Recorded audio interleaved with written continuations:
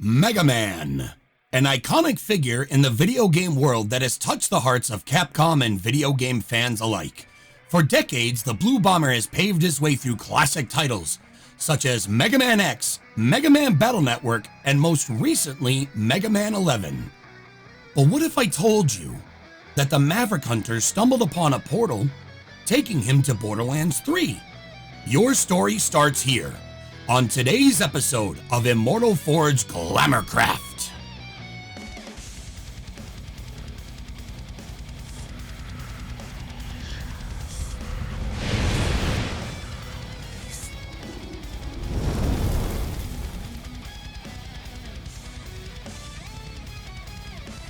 Borderlands and Mega Man are two very solid titles that have been a part of my life for years now. My name is the VanderForge, and in today's video, I wanted to showcase how I brought the Blue Bomber of my heart into Borderlands 3, giving me a very personalized and roleplay experience while smashing through endless bosses, countless amounts of loot, and enjoying the witty comments Zane throws at me any chance he gets. This is my own personalized Zane build for Borderlands 3, so some of the items and skills won't be top tier. Some of them will. What was important for me about this series is that a lot of the elements made sense and fit the mold of what it would look like if Mega Man were to be in Borderlands. Not only will we give brief descriptions as to the skill setup, weapons and items, mobbing and bossing, but why I chose the glamour that I did. In the end, I hope this video gives you inspiration on how you can potentially come up with your own Glamorcraft build and give you that spark needed when you're faced with countless hours of loot farming. Let's get started! With an increasing amount of builds revolving around the Seeing Dead class mod for Zane found in the Mad Moxie's heist on Handsome Jackpot, and a lot of players taking advantages of build cores revolving around the Barrier and Sentinel trees, I wanted to showcase a build that was set to a different playstyle. Something more to my personal liking. What I've come up with is something that revolves around the core of using the Sentinel and Digiclone trees. Here's a brief description of the points put in and how they affect the build. Starting off in the Sentinel tree, we have 5 points into violent speed, giving us increased movement speed upon killing an enemy. 5 points into violent momentum, giving us increased gun damage the faster we move. 1 point into Cool Hand, giving us increased reload speed upon killing an enemy. 1 point into Drone Delivery, giving us a free grenade based on our currently equipped grenade mod. 5 points into Salvation, giving us lifesteal upon killing an enemy. 1 point into Death Follows Close, giving us increased effect and duration on all of our kill skills. 5 points into Playing Dirty, giving us an extra shot chance. And finally, 2 points into Good Misfortune, giving us increased action skill duration. For augments on the Sentinel tree, we went with Bad Dose, increasing our fire rate, movement speed, and damage while debuffing our enemies at the same time. And Static Field, giving out a shock beam, draining enemy shields while replenishing ours at the same time. Now, let's move on to the next set of skills. For the Digiclone tree, we went with the following abilities. 5 points into Synchronicity, giving Zane increased gun damage for each active action skill. 2 points into Borrowed Time, giving us increased action skill duration for every active action skill. 5 points into Donnybrook, giving Zane and his Digiclone increased gun damage and health regeneration. 1 point into Fractal Frags, giving Zane's Digiclone a chance to fire out a grenade based on his currently equipped grenade mod. 3 points into Duct Tape mod, giving Zane's first shot of his gun a chance to fire out a free grenade. 1 point into Quick Breather, allowing Zane to recharge his shield and restore health to his clone upon digiswapping. 1 point into Pocket Full of Grenades, giving us grenade regeneration upon killing an enemy. 3 points into Supersonic Man, giving us increased movement speed for each active action skill. 3 points into Like a Ghost, giving us increased Ignore Bullet chance. 1 point into Boom Enhance, giving Zane's Digiclone increased gun damage, max health, fire rate, reload speed, and Digiclone duration. And finally, 1 point into Double Barrel, giving Zane's Digiclone a copy of his currently equipped gun while increasing his gun damage at the same time. For the augments, on the Digiclone tree, we went with Shade and Fraud. Whenever the clone takes damage, Zane's shield is restored by a portion of that damage. And finally, Digital Distribution. If Zane takes health damage while the clone is active, a portion of that damage is shared to his clone instead. Now onto the tasty stuff, the gear. Items and guns for this build can be a vast array of things, and depending upon what modifiers you have on your class mod and artifact, you could take some of your favorite guns out there and turn them into complete wrecking balls. The current lineup of items and weapons are some of the things that I thought would fit most while trying to picture just what would Megaman use in Borderlands. Keep in mind, this is also as much of a glamour build as it is a theory crafter. For the shield, we went with the Transformer, anointed with while Sentinel is active, movement speed is increased by 15%. This shield gives us immunity to shock damage while turning it back into shields for Zane, a decent sized shield capacity, 40% chance to absorb bullets and adding them to our ammo count, as well as bonus movement speed increasing our damage via violent momentum. For the grenade, we went with the Stormfront, anointed with on grenade thrown, weapon, grenade, and action skill damage are increased by 25% for 6 seconds. This grenade gives us a wonderful display of chain lightning melting shields in its path, an easy indicator to when our grenade anointment is active, and with this specific build, a consistent buff with the grenade anointment. Keep in mind that skills like Fractal Frags, Duct Tape Mod, and Drone Delivery are all considered grenade thrown, and while smashing through enemies can give you a consistent uptime on the grenade anointment. For the class mod, we went with the Seeing Dead, Zane's ultimate gift upon the birth of the DLC. For the purposes of this build, please note that this mod gives Zane an extra 2 points into playing dirty and 3 points into Donnybrook on his skill tree. Whenever Zane damages an enemy with this class mod on, he has a chance to automatically activate all his kill skills, increasing their effect by 25%. Our secondary modifiers are plus 28% splash damage, plus 25% weapon damage, and plus 31% to SMG damage. For our artifact, we went with the Cutpurse Commander Planetoid. Secondary modifiers include plus 18% heavy weapon damage, plus 29% fire resist, and plus 33% area of effect damage. This artifact is often overlooked when in the hands of Zane. Melee damage will not only restore his ammo count, but additionally give Zane a constant bonus to elemental damage, which changes every 5 seconds while active melee damage is happening. The crazy part? We don't use a single personal melee attack. We activate these perks by taking advantage of double barrel and placing a pure utility weapon in the hands of Zane's Digiclone.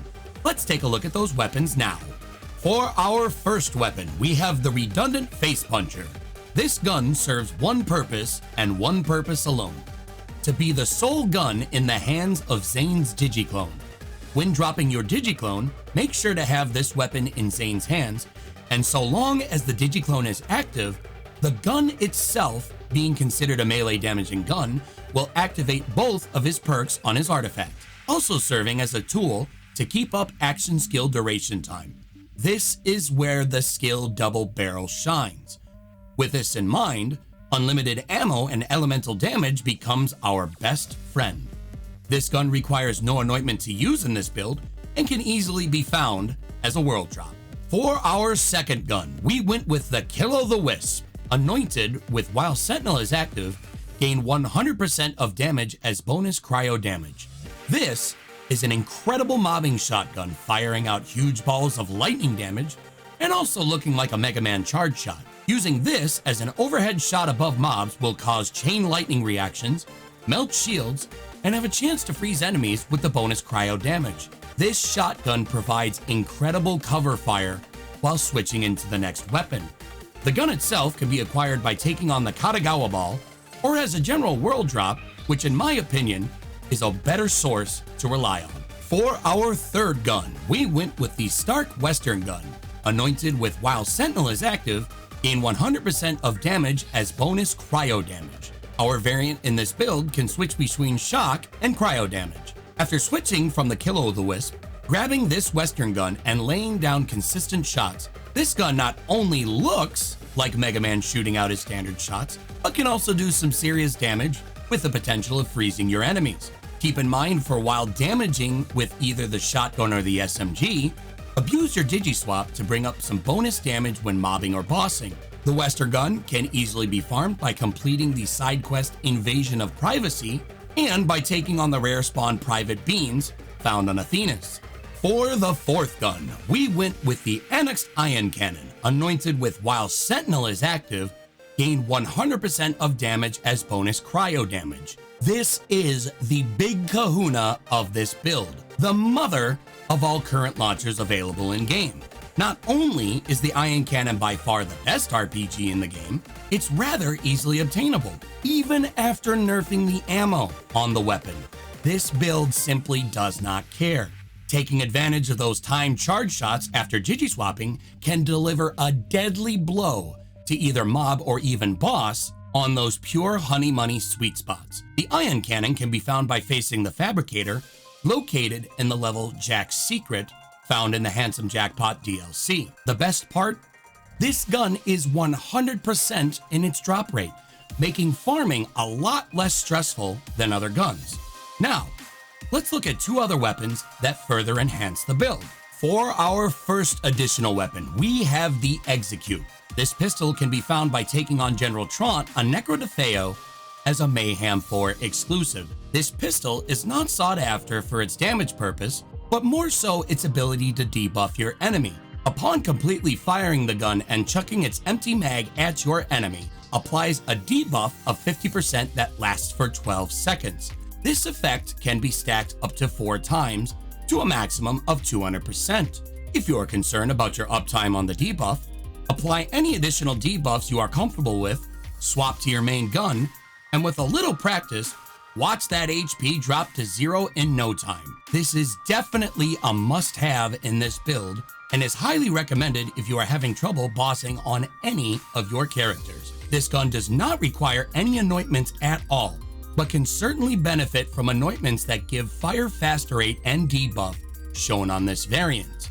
For our final additional weapon, we went with the Kibsworth, anointed with while Sentinel is active, gain 100% of damage as bonus cryo damage.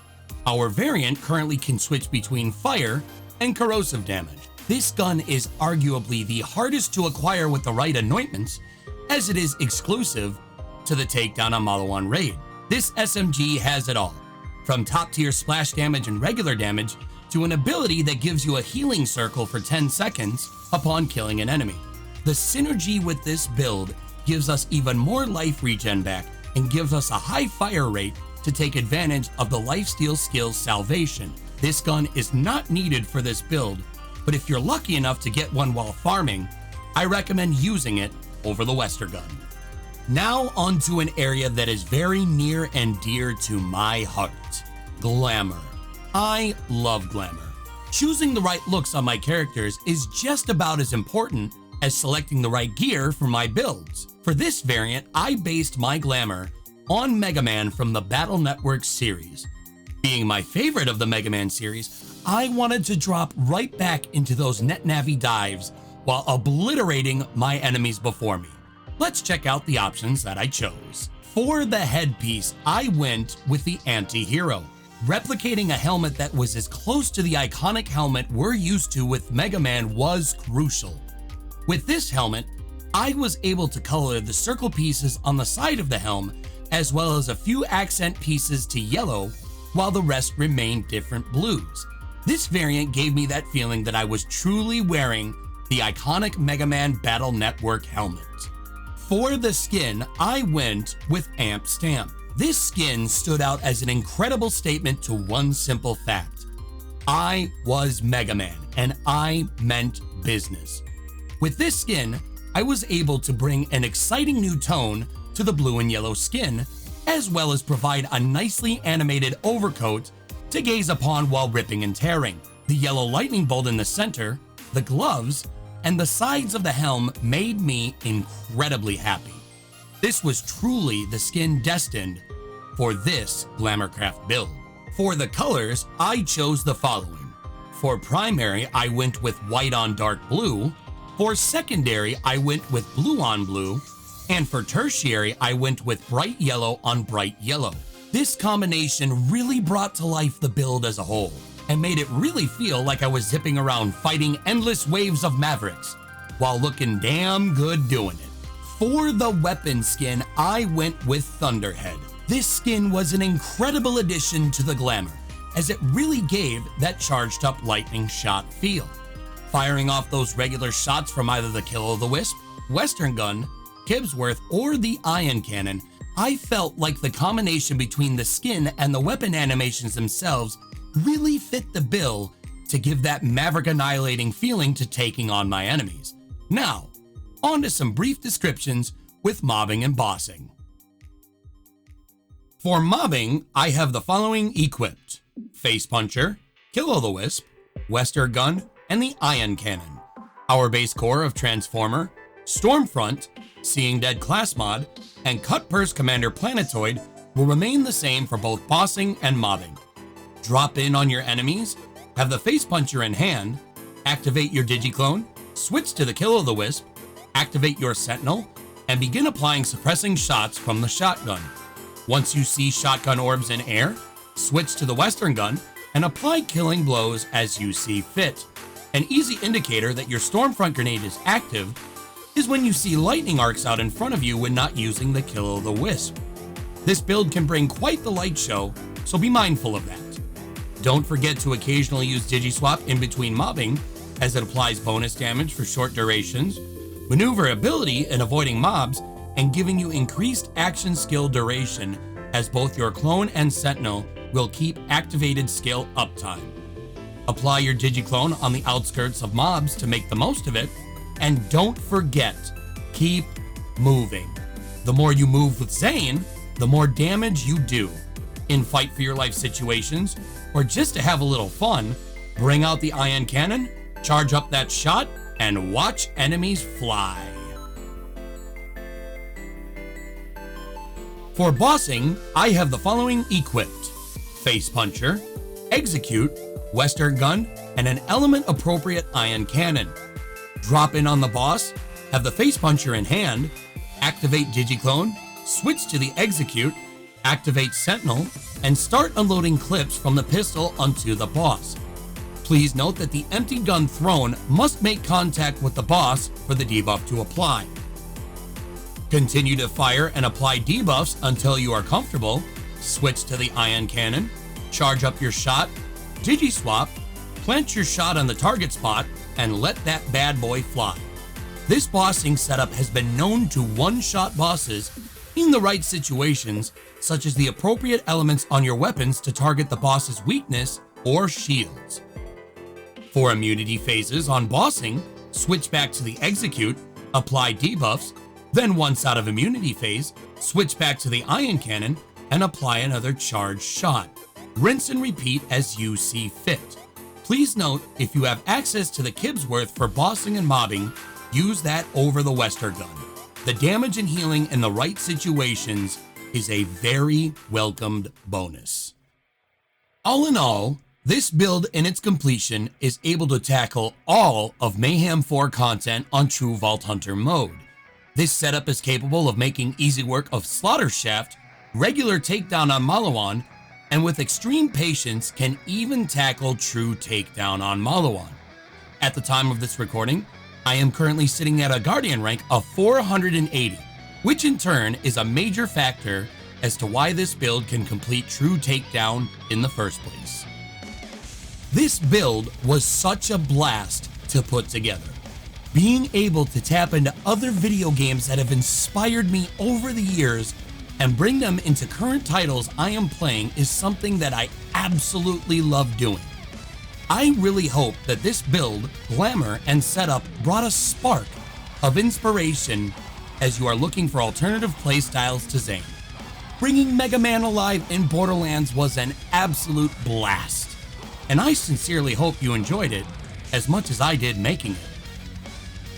But what about you? Did you like the video? Did you like the story behind it? What was your favorite part? Feel free to let me know in the comment section below as to what you enjoyed the most. Also, if you enjoyed today's video, please be sure to hit that like and subscribe button to the channel. Don't forget to turn on the notification bell so you can keep up on upcoming videos from myself and ShansImmortal. Oh, she's the one editing this video, so I suppose I better show her some love there too, right? Feel free to follow me on Twitter at VanderForge, and while you're at it, we have a Discord with over 1,000 active members in it, keeping it alive on a day-to-day basis. Feel free to join. You can also find me at my live stream at twitch.tv/VanderForge, where you can watch me scream my face off for no apparent reason at all. 5 to 6 days a week, I bring you late night content to the wee hours of the morning, starting at around midnight EST. I've been the VanderForge with Immortal Forge Glamorcraft. Thanks for watching.